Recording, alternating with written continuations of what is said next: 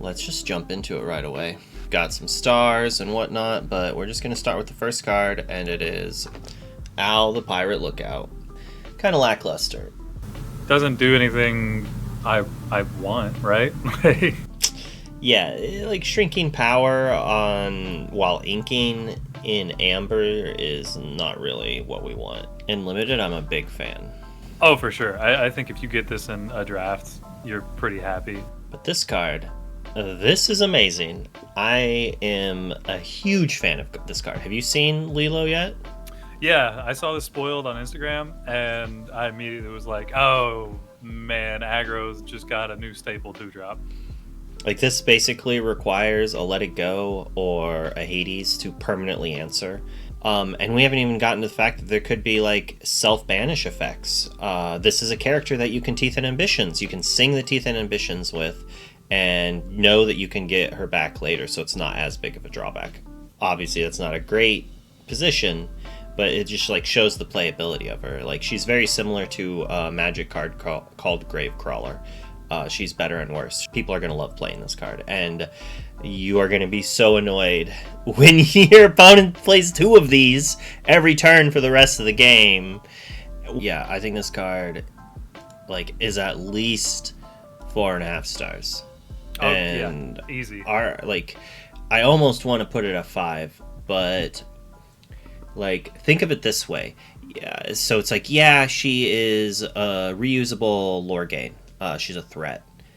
If you were to have a Maui's Fishhook in play, this is a reusable, like, challenger. Every other turn you get to challenge something. This is also like a control finisher in some ways. Like, it's a small character that you're going to force your opponent to have to use brawls or something like that to answer once, or it's just going to tick for 2 lore every turn. There's not a permanent answer. Like, we very well could see an Amber-based control deck using this as a victory con, which I think would be amazing. I would love that. Already giving us a new mechanic to play with and kind of synergize with. I for sure think she's going to be one of the standout cards once she hits the right shell. Winnie the Pooh, an uninkable 1 lore threat. Yeah. But I do kind of like it. It's interesting. His playability is very much going to be on whether or not you can support the uninkable. I'll give him a solid 1.5 stars. I hope I never play this card. It's not bad in Limited. I mean, not bad in Limited, but in Constructed, so bad. Absolutely. It could be way worse. It could be uninkable. It could be uninkable, and it could have less health. But Alright, so this is more of a interesting card because we already have a 2-cost 2/3 bodyguard. The 4 toughness could matter. We got to give it a star rating of 1. Chip. When you play this character, chosen character gets +1 lore. This is an interesting card. We've already kind of seen it. It's like we have a goat at home.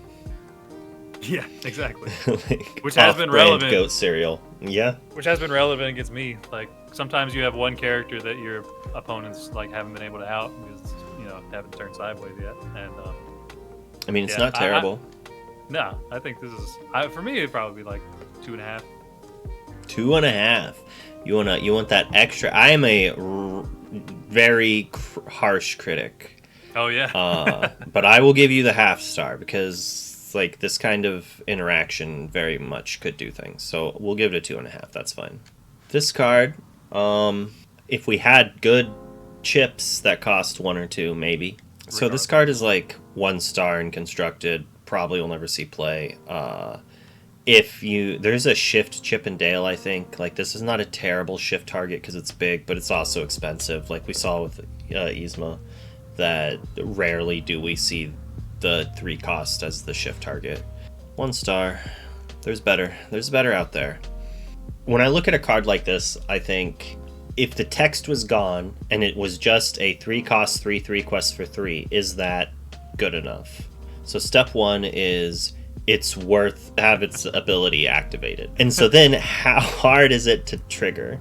I would want 2 playable Nani's. Playable enough that when I don't draw David, I'm still happy with her. And in that regard, currently only 2 Nani's. And one's in the new set? Yeah. Yeah, So literally our only options are the bodyguard or the she's 3/6 quest for 2 or the new ones. Yeah. I'll give this David a solid 1.5 stars. We've got a random guest here. How are you doing, Kendall? Are y'all recording something? We're live on Twitch right now. Oh gosh. I came in to say, I was like, is that a Disney Lorcana Challenge Seattle champion Luke vVonderland? No, Yeah, it's that's my not. shirt. Yeah, it's a good shirt, right? Well, if you'd like to join us, you can. Yeah, I'll stick around for a minute. All right, let's get to the next card here. Prince Naveen. This has got to be a pre-con card. Yeah. Because right now the best Naveen that we like, you would never shift this on top of that. So. Yeah, I mean, yeah, most likely not, but I mean, we get the next card we look at is a shift target, but also not great. This is just another cheap, common, uncommon cycle, Floodborn shift, easy to make cheap decks. It's a good card to kind of have. Maybe all right in limited, especially if you shift it on the next card. We're going to show just 1 star. And okay. Here's the smaller version. A 2/3 shift target.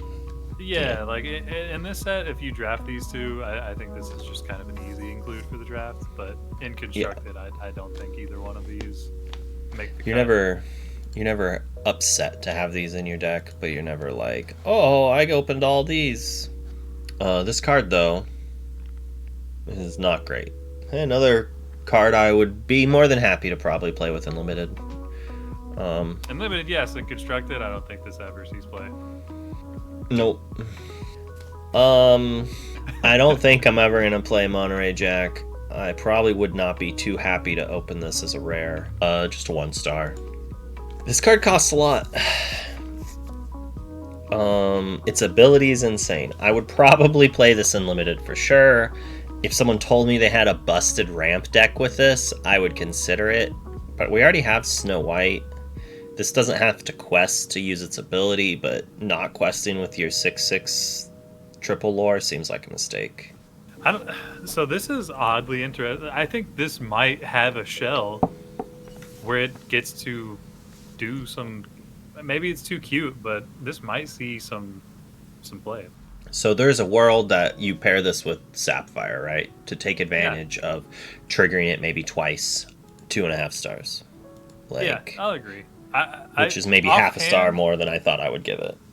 Offhand, I don't just immediately see the shell or what even you're buying back with it, but the ability is too strong to not look at and say, oh well, this has potential, right? I think I got to watch our very own Humble playing in a webcam game with this just earlier today, and when I look at this, I'm just like, whatever. It's a 6-drop 3/6 quest for 2 that readies 1 character. Like, okay, whatever. He was using it to ready Simba after the Simba readied his whole board. So it was like, no, you can't challenge anything. You have to board wipe or you have to have ways to exert my characters. You're not challenging a single one of my characters. In like this Mufasa Gaston style ramp. I'm assuming he's playing Gaston when you're trying to ramp this 6-drop. Like using Gaston to play this, and then this untaps the Gaston, so you get to ramp and still like. I would have given this card a 1.5 star, but now I'm looking at 2.5. Yeah, it's like at first thought you're like maybe it's too cute, but maybe it's not. And being able to ready at the end of your turn instead of having to have a prereq, like it just needs to hit the board and it immediately happens. So. Not having to wait a whole turn cycle is huge. All right, we need some grounding. We need a realistic opinion. Kendall. Dies to Medusa. That sounds like a great combo for sure, but you could at least do it once. You have to have that combo. I don't know. And a vacuum. Yeah. I don't think this is that great. Yeah, I give this 2 stars. 2 stars? All right, I am perfectly fine with that. As I said, I was initially going to give it a 1.5 star. I like this card. I don't like that it's uninkable. I like that it affects itself. So it does actually kind of take some effort to get rid of. Like, oh, you're going to take her out? You're going to have to take almost your whole turn. You're going to have to pay the 3 to do it. Or have, like, a Maui plus something. Like, this is a solid 3. Kendall, do we give her the half? Do we give her the 3.5? I think Zen's with me on the 3. Yes, you want... All right. Do we go to 4? Yeah, dies to Medusa. Dies to Sisu, dies to Brawl, but yeah. I like her. This card is interesting. I think this could be pretty good. But Surfer Stitch is an alien, bro. Of course he is. All the Stitches are aliens. Well, yeah, Morph is an alien. Yeah. I like an actual Lord. Like, this is the first one we have, right? Like, the other ones all have to, like, quest or something to do it. I think this card could actually give us an aggressive shell of sorts. Awesome card. I'm going to give it 3 stars. I'm going to give it 3.5. I am in love with this card. The problem is it's not... It's not going to make a splash for at least a set or 2 more, I think. Maybe someone will prove me wrong, but this is a very powerful card. When you play this character, you may put the top 3 cards of your deck into your discard to give a character -3. I like this card, but I think it's probably too expensive. But I don't want to play this in an aggro list. This is like a 1-star card. Yeah. Oh, nanny. Here we go. Better than She's the other not good Nani. and constructed, yeah. No. But limited, she's like 4 stars, I think. Yeah, I could agree with that. And limited for this set, I think she's actually really good. All right. Speaking of the big bad, so on my review of the 1/4, I guess if Smash does become the big thing, then yeah, you might want to play the 1/4 over the Simba Bodyguard if you're trying to get this out guaranteed on turn 3. I could see that being played. I think this is a pretty good card. I think we're going to see some cute stuff come out of it that we're not quite expecting. I mean, Humble's already messing with his shell for this. I think 4 stars for sure. I like this card a lot. I like to sing a whole new world. There's 2 Simbas with a shift 3 and a shift 4 total. Like, one is shift 3, one shift 4. There is a plethora of playable 1 and 2 drop Simbas. I would love to be able to play 10 1 and 2 drop Simbas and then 8 shift Simbas and make them literally... It's like the Jafar deck, right? But all the baby Simbas are way better than all the baby Jafars. Yeah. But this isn't as good. And it just puts out that like initial... Every baby Simba has the potential to turn into this. So they have to be taken care of, or you're just dealing with this. The other amazing thing about this card is singing a whole new world and then readying your board so you can quest with it, or quest with things and then ready your board, right? This card's for sure going to see play. I don't know if it's going to be a staple, but having the cheap shift and so many of the 1 and 2s that can get you there, I like it. I'm putting it up to 4.5. I'm not going to go 5. It's not inkable. I'm not going to play this in every single deck. But any deck that it's even remotely reasonable to consider playing it, I think it's an all-star in that deck. I'm willing to be proved wrong, but I think you're going to see a lot of this card in the beginning. It's going to be overly priced. It's going to come out of the gates at like $40 or something stupid because of some aggressive deck. People are then going to find out you can just beat aggro decks because they're aggro, and then it's going to drop down in maybe a few months, be worth like 25. People are not going to like it, and then it's going to win a DLC, and it's going to jump up to like 35, 40 again. Whenever it quests, chosen character can't be challenged. This is an interesting card. It's a form of ward. I think in limited, she's absurd. In constructed, I think she could end up being really annoying. When are you playing her on curve to make her do stuff? She basically requires a character to skip a turn. This is just Timon, right? This is just Pirate Timon. Yep. 1 star. I never played Timon. I mean, this is a half a star. This might be relevant. Oh, I don't think so, but maybe. It just doesn't do enough. Like, if it was a 2-2 or a 2-1, maybe. If it quested for 2, maybe. If it gave, like, -4, maybe. But even then, it just... I guess in your pirate deck, you're playing this on turn 4 to shrink something to challenge with something else to keep your character alive and then play something else. It just seems so fringe. 1 star. Mr. Litwack. 1 star. Yeah, 1 star for sure. Jim Hawkins, Honorable Pirate. When you play this character, look at the top 4 cards of your deck. You may reveal any number of pirate characters and then put them in your hand. The rest in the line of your deck. Again, I think it just depends on how much pirates matter. But it has potential. If all the pirates were very good, this card is very good. Like, any card that has the potential to draw 4 cards, I'm going to be a fan of. And people bend over backwards for Mufasa, so I don't know. Speaking of aliens, why this is it's just in the middle of all of the amber cards. So we'll just 626. Oh, that's this one. Yeah, I think it's them having fun, and I like seeing little stuff like that. Yep, and the card's good. I like this. It was a cool Easter egg. It definitely got people way overhyped. People were thinking new card type, all this other stuff. And it was just, like for a little while we were thinking like dual ink or like a colorless card. No, it turns out it was just Stitch needing to be 626. I liked it. I like this card. My thoughts on this card is it's going to be like very good and very bad at the same time.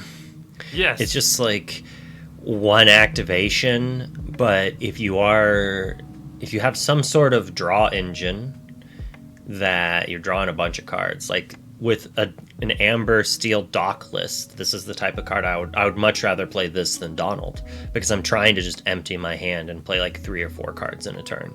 So this is good there, right? But in other cases, the Donald could just be 10 times better because, as you said, it's attached to a body. And then like there's the Chip and Dale as well, like the chip that also does the same thing. So sometimes it'll matter, but sometimes it'll be the worst card you could ever see. It's a tough thing. I haven't fully decided how much I like this. Like, I wish this put it into play. Yeah, I was gonna say the same thing. I was like, this is one of the cards I think that, I mean, I don't know how fast you want to power creep the game, but this could have been a rare and just put it into play, and it would be powerful, but like... In general, I think this card is so close to being amazing and just like kind of falls flat. It should be better. Chip and Dale Rescue Rangers. I don't even think I play this in Constructed. This is a half star. I don't like it. Yeah, I agree. I'm not a fan of Safe and Sound. I think it's a half star at best. Well, it will see play. In most likely bad decks, but the possibility of it seeing play in the best deck in the format is there. It is a type of card that could protect your card for a turn. That said, it doesn't give it ward, so most likely a ward card would be better, but like there's uses for it, I guess, like a warded threat that could be challenged. This is not a good card, and just like the last card, there's the possibility that out of nowhere it's played in a deck because it allows some stupid interaction that wins the game on the spot. That's the only way this ever sees play, in my mind. It just takes too much. Yeah, now this is a card I like. So I do like this one, but again, it's one of those things that are predicated on how good are pirates really. Right now, in this current, if this was the only card I could add to current set 5, I would already be playing this in Amber Steel Song. I think, or a version like that. Not traditional, but against red-blue, being able to buy back Poos and Smees alone makes this card worth it. The aggressive decks, it's probably not great, but that said, you're going to be using your Smees aggressively. And if I had this in my deck, I would probably play Captain Hook, the 1-drop, as well. Yeah, I can agree with that. And so if we just look at those, like, I think this card is very good. A little slow and dirtily, though. In some matchups, that's fine. In others, it's just unusable. Yeah. Like, this is a 3.5 star to 4 star for me. Oh, wrong card. Well, actually, I'm going to stamp it, too, because, like, this was the first card from the set I saw that I was just like, this is awesome. And it's flavorful. Like, I'm a fan. Yeah, it is. I think this is another one of those cards that's, like, super close to being good, but it's just not quite there. I think this could maybe be your 23rd in limited, or I guess in Lorcana be your like 39th, your 40th in limited. It's like a not great card, but it's inkable, so you're going to ink it most of the times, and sometimes you play it and you just win a game because of its weird ability, but it's normally ink. 1 star. 100 Acre Island. During your opponent's turn, whenever a character is banished while here, gain 1 lore. This card's a trap. It's not terrible, but it is a trap. I agree, it's a trap, for sure. People are going to jam it right away. It's going to get banished, and they're going to hate it, all right? And then someone's going to do well with an event at it, and they're going to be like, what's going on? How are they doing well? You're going to see them play it in the feature match area, and you're going to see them play it and move 4 characters onto it before Be Prepared, or before a Suspected Swords, and it's going to gain like 4 or 5 lore. And it's going to be like, boom, big brain, and whatnot, and they're going to play 2 of it. Think of it like Cove. When it's good, it is super good. When it is bad, it is ink. But it's something to look at and to keep an eye out for. For sure. I think it's something you have to be wary of if you're playing against an aggro deck. All right, Kendall. How afraid would you be to see this? Basically never? No, I wouldn't say never. Almost never. Almost never. Almost never. But not never. Yeah. Hence the 2 stars. It should probably only be 1 star, but I know I'm going to beat some Be Prepareds with it at some point in my life. Now, waited 3 sets for this card right here, because we have so many cards that move characters from one location to another for free or for cheaper, and we have no real payoff for that. But this is what we need. And not only is it a big payoff, but it's cheap to play. I honestly expected our first interaction with a card like this that it would cost 4 or 5 to play, and we'd have to use what's his name to put it into play cheap. So this makes Tuk Tuk a playable card. This might